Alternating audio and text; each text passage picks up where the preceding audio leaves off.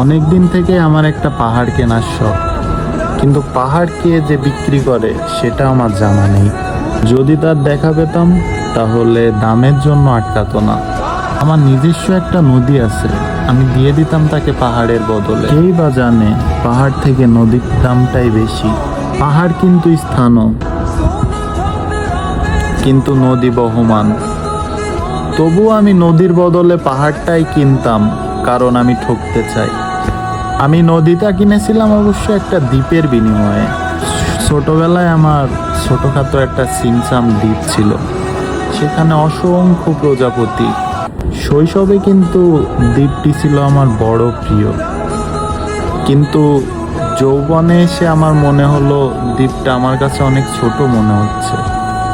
সেই থেকে বহমান নদীটি আমার বেশ পছন্দের। বন্ধুরা বলল, অত বড় একটা দ্বীপের বদলে এত বড় একটা নদী পেয়েছিস, তুই তো বেশ জিতেছিস। তখন কিন্তু আমি জয়ের আনন্দে বিহমান হতাম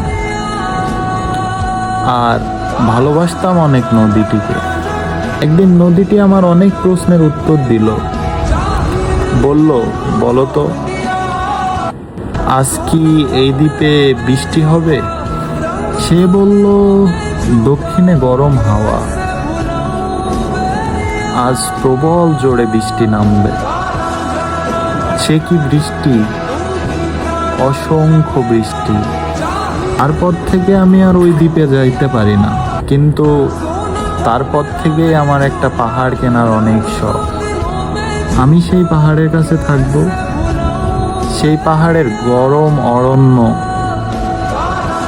আর চারিপাশে আকাশ, চারপাশটা আমার মনোমুগ্ধকর করে তুলবে।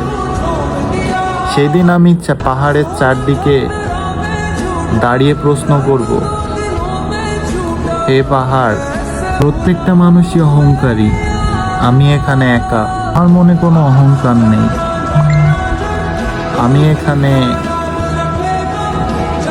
তোমার কাছে ক্ষমা চাই।